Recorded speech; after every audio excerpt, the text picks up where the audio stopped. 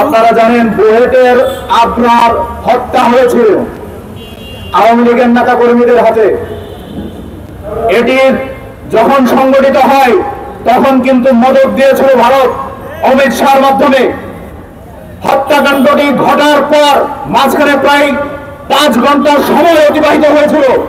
সেই সময়ের মধ্যে যারা হত্যা করেছিল তারা কাদের সাথে যোগাযোগ করেছিলেন জানেন? সেটি আজকে বলছি। হত্যাকাণ্ড ঘটানোর পর এরা যোগাযোগ করেছিল ব্যারিস্টার সুমনের সাথে আইন বিষয়ে জানতে। এরা যোগাযোগ করেছিল তুহিন আফরোজের সাথে। এরা যোগাযোগ করেছিল এই যে বর্তমানে যাকে নিয়ে আমরা কথা বলছি ইসকন নেতা চিন্ময় কৃষ্ণ দাস, এদের সাথে যোগাযোগ করেছিল। যোগাযোগ করে এদের কাছ থেকে পরামর্শ নিয়েছিল কিভাবে বাঁচা যায়। শুধু তাই নয়, এই চিন্ময় কৃষ্ণ দাস পর্যন্ত সীমাবদ্ধ ছিল না, আরো অনেক দূর গিয়েছিল। আরেকজন গ্রেফতার হয়েছে না বিচারপতি শামসুদ্দিন চৌধুরী মালিক। এই অপদার্থ বিচারপতির কাছেও যোগাযোগ করেছিল। এই আবরার ফাহাদ হত্যার মূল মাস্টার মাইন্ড ছিল আওয়ামী লীগ। এদের সাথে সম্পৃক্ততায় জড়িত ছিল ইসকন। কারণ ইসকনকে প্রেসক্রিপশন করা হয়েছিল ভারত থেকে যেন আবরার ফাহাদকে দুনিয়া থেকে সরিয়ে দেওয়া হয়। যারা গ্রেফতার হয়েছে, যারা আদালতে আছে, যারা কারাগারে আছে, সকলকে যদি আবার জিজ্ঞাসাবাদ করা হয় তখন তারা এটি পরিষ্কার করবে। গোয়েন্দা সংস্থার ভাইদেরকে দৃষ্টি আকর্ষণ করে বলছি, আপনারা এটি এখনো উদ্ঘাটন করতে পারেন নাই। গতকালকে কিছু তথ্য দিয়েছি, আপনারাও সেটি হয়তো আজকে দেখেছি, কিছু তথ্য আপনারা মিলিয়েছেন। আবার বলছি, আবরার ফাহাদ হত্যাকাণ্ডের সাথে ইসকন জড়িত।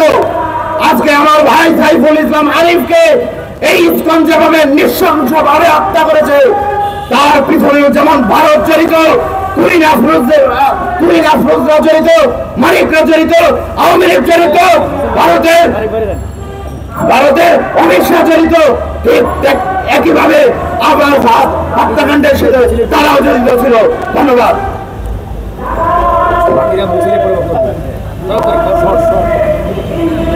ধন্যবাদ আরেকজন ভাইকে। এই পর্যায়ে বক্তব্য রাখবে গণ অধিকার পরিষদের যুগ্ম সদস্য সচিব তারেক রহমান।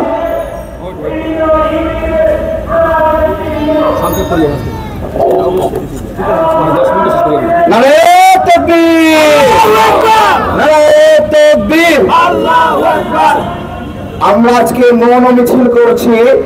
আগামীকালকে আমাদের সদস্য সচিব ঘোষণা দেবেন।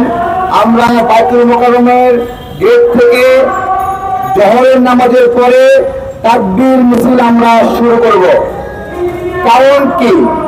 কারণ হলো বিপ্লব সরকারের কথা মনে আছে পুলিশ অফিসার, সে এই তাকবীর দেওয়ার কারণে আমাদের ভাইদেরকে গ্রেফতার করেছিল এবং বলেছিল তাকবীর এটা নাকি জঙ্গিদের স্লোগান। আমাদের এই স্লোগানে আগামীকাল জোহরের পরে আমরা প্রতিবাদ করব। ইসকনের চিন্ময় বলেছিল নারায়ে তাকবীর যে রকম স্লোগান যে কেউ দিতে পারে, হরে রাম হরে কৃষ্ণ বা জয় শ্রীরাম যে কেউ দিতে পারে। এটা কবে দিল বক্তব্য?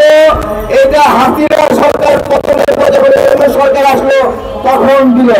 চিন্ময় সরকারকে বলি, এই বক্তব্য হাসিনা সময়ে দিল না কেন? উত্তর দিতে পারবা? তখন তো এই বিপ্লব সরকারদেরকে সাথে করে নিয়ে তাকবীর দেওয়ার জন্য নিপীড়ন করেছিল, মারপিট করেছিল। এখন আসে ভুল পাল্টাচ্ছ কেন?